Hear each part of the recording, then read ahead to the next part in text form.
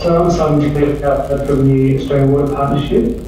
Look, I really broad in the presentation. What is the Australian Water Partnership? What do we do? Sort of across the global level, what are we doing? And then delve into what we're doing in Southeast Asia and then in Vietnam.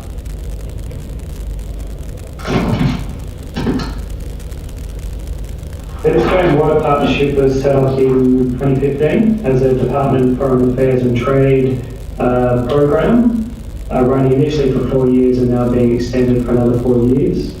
And our vision is to enhance the sustainable management of water in the Indo-Pacific and beyond.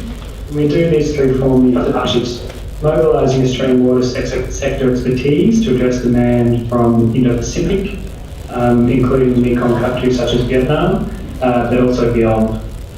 So we do have a broader mandate than water supply and sewerage, but this important sector is still a focus, and particularly through working with utilities and supporting utilities.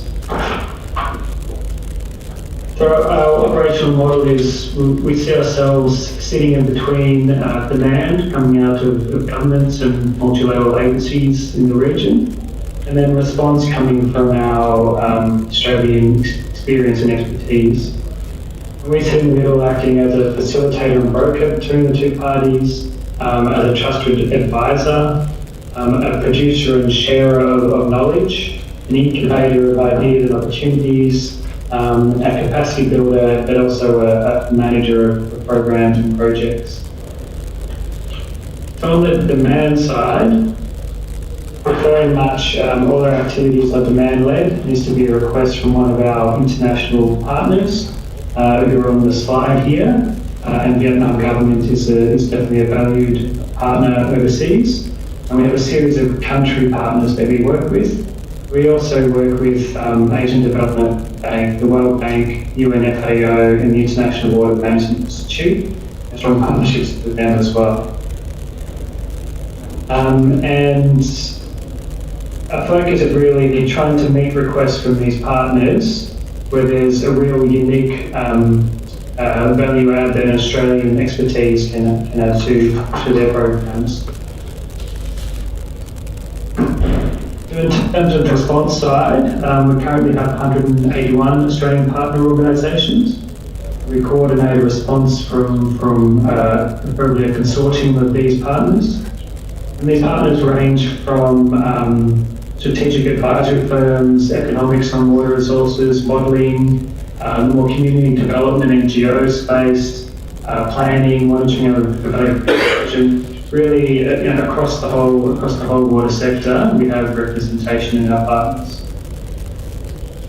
And I should say anyone can apply to be a partner. You hop onto our website, waterpartnership.org.au. There's details on how to apply there. Of our current Australian partners, there's a good cross-section between different types of organisations too, from state government, federal government, associations such as the AWA, NGOs, non-profits, water utilities, as well as the education sector. But predominantly, the private sector, around 72% of our partnership base. And also a good spread across the states, with Victoria and New South Wales being the largest contributors to the partnership.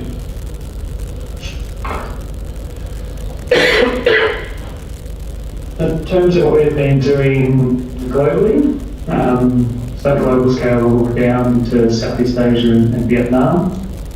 So far, since 2015, we've undertaken more than 150 development activities across 21 countries that focus on promoting effective water management policies, legislations, regulations, practices, tools and capacity.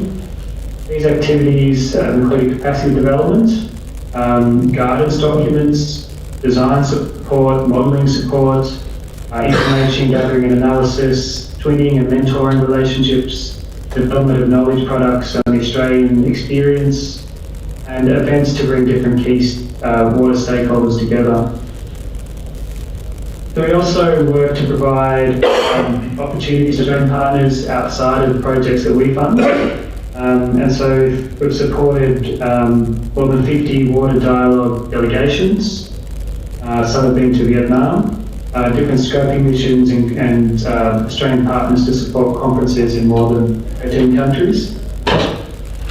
And so we've had more than 325 Australian partner staff involved in AWP activities, so really providing opportunities for the water sector staff to be involved overseas as well, which we see as a real value add. And this map shows the spread globally last financial year, 2017-2018. And you can see that although we have bits and pieces outside of the Indo-Pacific, our real focus is in the Indo-Pacific, and about 90% of our demand-led activities have taken place in the Indo-Pacific. So focusing a bit more into Southeast Asia. So this map shows since the start of the program, our different activities in Southeast Asia. We've left Indonesia off this one, but we've also got a bit of stuff in Indonesia. The size of the bubble shows the extent of our engagement or support in the countries. We've supported more than 40 activities so far in Southeast Asia, totaling more than $6 million, focusing mainly in Myanmar, Thailand, Cambodia, Vietnam, a little bit into Indonesia, and it's working on work well.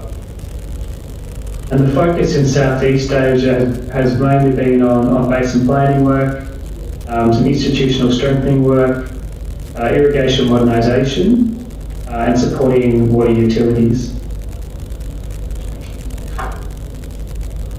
I'll highlight a few of the examples of that they're working on. One of our major programs has been in Myanmar, working on the State of the Basin Irrawaddy assessment, which is linking in with a large multi-$100 million World Bank program where they're going to do some basic planning for the Irrawaddy Basin, which covers like 75% of Myanmar, a very important basin for the country. And we've supported some earlier stages of the basin planning process to develop up the first scientific evidence base for the whole basin around water resources issues. So that can form the basis of the basin planning process that is now going on. And I was working with the National Water Resources Council in Myanmar, and we had probably about 10 Australian partners involved in that project as well, which went over 4 years. A second key project in Myanmar, I've been working with the Myanmar Irrigation Water Utilisation Management Department and two Australians. It was actually an Australian partner that had been working in Myanmar about 30 or 40 years ago, developing up some maps of hydrogeology. And when we went back in, we found that the departments were still using the same maps of 30 or 40 years ago, and they needed some updating. We were able to bring the same person back, a well-known Australian hydrogeologist, to provide an update of that information. In Thailand, we've been focusing on the development of some information around irrigation water ordering, and it started with a guidance on how irrigation water ordering is done in Australia. Now we're exploring with the Thai Water and Irrigation Department how they would like to look at adopting some of these systems that we use here. In Cambodia, we've been working with UNF, which is the United and partners, to pilot the integration of 3 Australian water bonds, forecasting and geoscience data cube to try and improve forecasting capabilities for Cambodia. We can provide it to farmers who can help make more informed farm management decisions on the ground. The 2 in Vietnam, the Water Utility Improvement Program and the support to the Vietnam Weed Out project, I'll leave to some detail.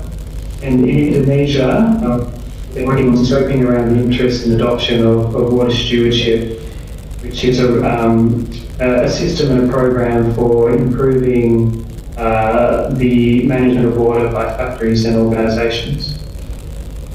As I said, we've been working with the Mekong River Commission as well, focusing on helping them develop improved policies and practices to guide sustainable development of hydropower in the Mekong. But zoom into a couple of examples in Vietnam.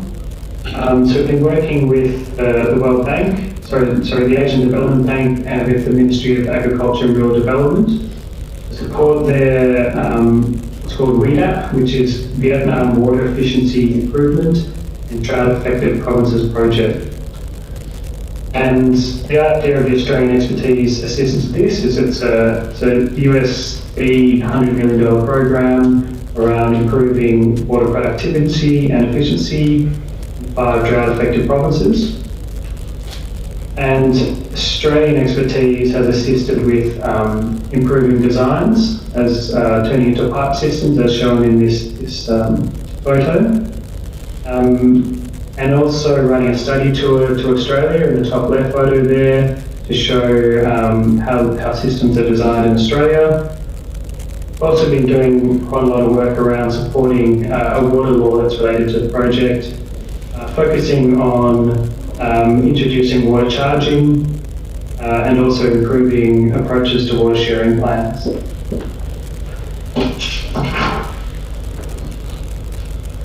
The final project to mention, I won't go into too much detail, is the Water Utility Improvement Program that Paul mentioned, where the AWA and the VWSA in Vietnam have coordinated 5 different utilities to come together for a twinning program. And as mentioned by Paul, they've been working on asset management, minimising non-water revenue and water safety plans for the 5 utilities in Vietnam, who combined serve over 16 million people. There's some real impact being seen on that one.